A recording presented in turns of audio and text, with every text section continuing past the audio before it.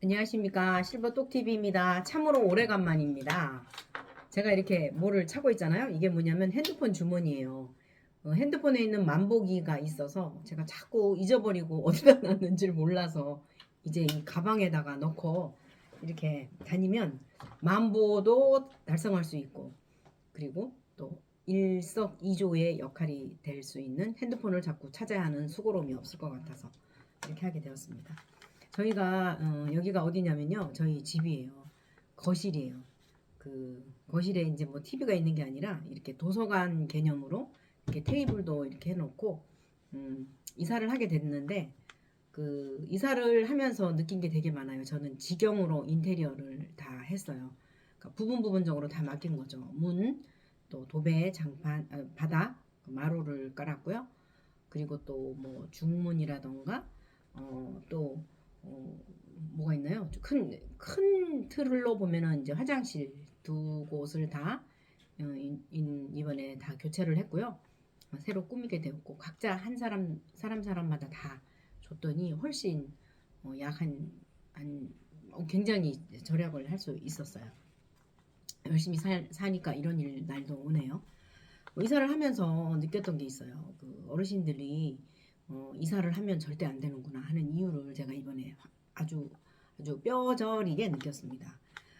제가 아직도 물건을 못 찾는 게 있어요. 분명히 이사를 챙겨 왔는데 아직 풀리지 않은 짐이 물론 있긴 하지만 어딘가에 이제 있을 것들을 머릿속으로 늘 생각을 하고 있는데 지금 아직 못 찾는 물건이 있고, 더군다나 이제 가구나 뭐 이런 게 다 바뀌다 보니까 너무 그 정말 기존에 있던 곳에 그대로 이렇게 챙겨 넣지를 않아서 제가 직접 이사를 해가지고 하여튼 뒤죽이 박죽이 돼가지고 조금 이제 정리를 더 해야 될 것 같습니다.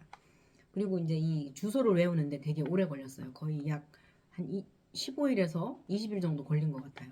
계속 주소를 물으면 뭐 대하 1로 뭐 8-1 뭐 22번 길 막 뭐 복잡하잖아요. 도로명 주소가 몇 동, 몇 호 이거.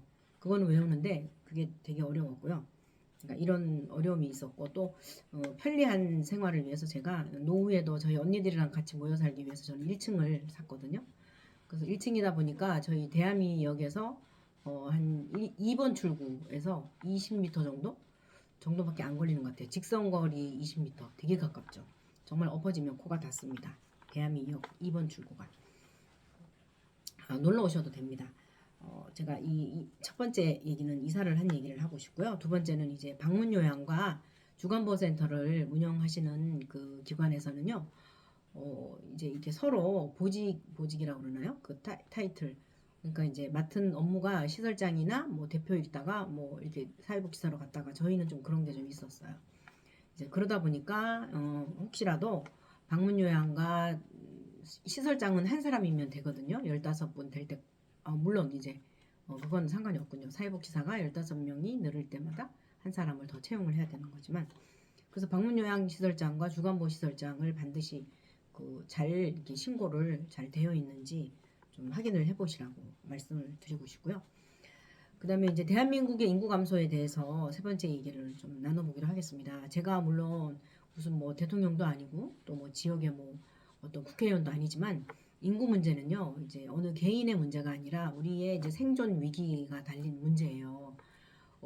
오늘 뉴스에 보니까 이제 대한민국이, 저는 느끼고 있었어요. 저희가 지금 그 출산율이 2명이 결혼해가지고 0.8 정도밖에 안 된다고 하잖아요. OECD 국가에서도 이제 아주 최하위고, 아마 세계에서 가장 먼저 없어질 나라가 대한민국이라고 한다는 얘기를 듣고 제가 너무나 놀랬고, 알고는 있었지만 이제 그 가장 큰 문제가 이제 학원비 과다.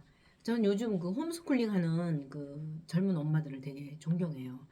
사실 이제 그 대학이나 중고등학교도 물론 서울에서도 없어지는 그런 위기까지 왔고요. 또 대학이 이제 다닐 필요가 없는 세상이 되어버린 거죠. 왜냐하면 지식이라는 게, 세상에 지식이나 이 기술 이런 게 초초 단위로 변하니까, 그러니까 너무 어려운 거죠. 4년을 배워서 나오면 이미 다 옛것이 되어버렸으니까.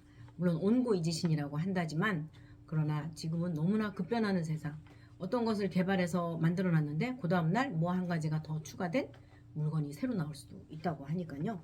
정말 걱정되고 중고등학교가 서울에서도 없어질 정도라니 얼마나 인구 감소의 심각성과 또 곳곳에 어린이집들이 아파트 단지에 있던 어린이집들 그 명성과 또 뭐 어쨌건 화려함 그리고 재산의 척도가 됐던 어린이집들이 폐허가 돼버린 곳이 저희 동네에도 몇 곳을 제가 봐서 깜짝 놀랐어요. 그것이 요양원으로 바뀐다거나 주간보센터로 바뀌는 것을 보면서 되게 놀랬거든요.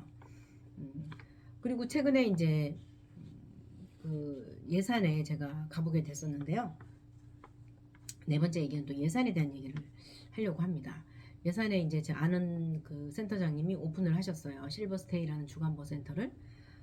이제 뭐 시설은 그냥 호텔을 생각하시면 돼요. 조명부터 시작해서 아주 소홀함이 없이 정말 고급화 전략 그걸로 정말 주변에 기존의 센터들의 길을 팍팍 죽이지 않으려나 걱정과 염려가 되지만 어쨌건 오픈을 하게 됐습니다. 그래서 거기 오픈식에 갔다가 예산 시장이 시장이 아니라 시장님이 아니라 시장에 이제 백종원 씨가 지역의 인물 거물급 인물이 되었죠. 그곳을 이제 다시 새 단장을 한다고 해서 그분의 프로젝트 그분의 어떤 이벤트 뭐 조금 이벤트라 그러면은 좀 약간 제가 좀 신뢰되는 말씀인 것 같지만 어쨌건 그런 것을 보면서 제가 느낀 게 그분은 역시 예산의 큰 바위 얼굴이구나. 물론 대한민국에서도 알아주실 분이죠. 존경하고 정말 그분의 진취적인 생각과 저도 홍마반점이라는 데를 되게 열심히 다녔었거든요. 삼각지에 있는 홍마반점. 그때도 이제 알게 되었지만 어쨌건 그분이 그 지역의 큰 바위 얼굴로 예산시장을 변화시킨다 해가지고 한번 구경을 갔었어요.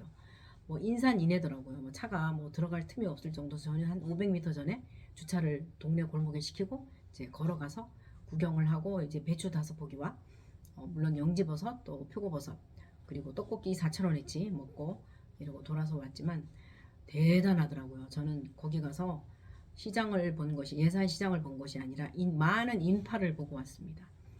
그걸 보면서 저 역시도 이 군포시에 제가 33년을 살았거든요. 제 인생이 62년 인생에서 33년이면 반 이상을 이곳에서 뼈를 묻었습니다. 아직 무는 단계는 아니지만 그렇게 살고 있는데 이걸 보면서 저는 이 군포를 저의 제2 고향이 아니라 거의 고향이다 생각하고 살고 있습니다. 군포시에 여러 가지 통계조사나 군포시청에서 뭐 단기 아르바이트 하는 일이 있다 그러면 제가 많이 일을 했었거든요. 뭐 통장, 뭐 부녀회장, 뭐 이런 거, 뭐 반장, 부녀회장까지는 좀 안 했군요. 그렇게 하면서 지나오면서 저의 성향이 있어요. 어떤 어르신이 길을 힘겹게 가시면 어디 가시냐고 차를 세우고 누가 또 길을 물으면 무조건 타시라 그러고 그리고 또 길에 뭐가 떨어져 있다 그러면 무조건 112에 신고하고 또 개나 이런 또뭐 그런 발견하면 또 신고하고 또 불나면 불난 듯한 하면 또 신고하고 제가 신고 정신이 투철해서 아마 경찰청에 제 핸드폰 번호가 굉장히 많이 찍혀 있을 거라 생각이 들어요.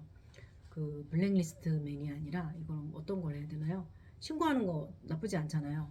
그리고 길에 쓰러져 있는 분들 신고해서 뭐 도움 드리고 그리고 뭐 어려운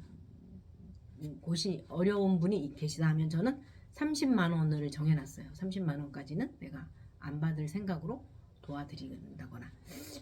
정말 전형적인 사회복지사죠. 그래서 군포시에서 제가 어떤 백종원 씨와 같은 큰 인물이 되어야겠다는 생각을 했습니다.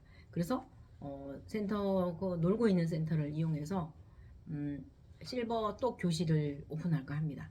우리가 앞으로는 물론 뭐 앞으로 미래를 바라보면은 뭐 기후변화와 또 거기에 따른 여러 가지 미래의 키워드는 한 6, 7가지로 만약에 따지고 본다면 제가 원고에 없는 내용이지만 일단은 미래는 환경 기후변화에 따른 우리의 이제 리스크 우리는 이제 죽음을 선택할 수 없어요. 우리는 길 가다가 죽을 수도 있고 지진이 나가지고 땅이 갈라져서 죽을 수 있고 건물이 무너져서 죽을 수도 있고 그런 선택할 수 없는 뭐 누구나 죽음은 선택은 할 수 없지만 그래도 대략적으로 재난으로 인한 사망 사고가 이제 많이 일어날 것이고 또뭐 화재가 많이 나겠죠.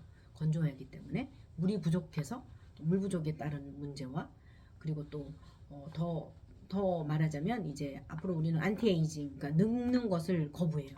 그래서 오래 살아요.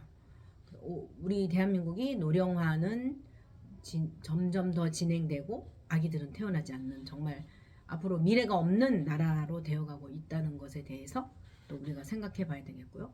또 우리가 긴 수명을 살아야 되는 장수하는 그런 100세 인생을 어떻게 준비할 것인지 필요한 것은 교육이라고 생각합니다. 우리가 앞으로 어떻게 살아가냐면요. 돈을 벌면서 사는 게 아니라 뭐 기본소득이나 이런 걸 받아서 최저의 무료화되는 게 너무나도 많아진다고 해요. 미래는. 그러다 보니까 우리는 이제 3D 프린터라든가 이렇게 공장이 없어지고 굴뚝 산업이 없어지고 그리고 또 이제 우리는 안 늙기 때문에 젊게 살 수 있는 그 방법 그리고 젊게 사는데 똑똑한 실버로 살아야 되잖아요. 그래서 실버 똑 교실을 운영해서 지역의 50대 60대 그 장기요양 등급을 받기 이전에 시니어들을 통해서 그분들을 상대로 제가 이제 좀 몇 가지 8주차 교육을 한번 해볼까 합니다. 더 긴 얘기 다음번에 말씀드리기로 하고요. 좀 자세한 얘기 오늘도 오래간만에 제가 이렇게 마이크 앞에 앉았습니다. 시청해 주시고 또 들어주시고 좋아요와 구독을 항상 눌러주시는 여러분 사랑합니다. 네, 여기까지입니다. 감사합니다. 아름다운 밤 되세요.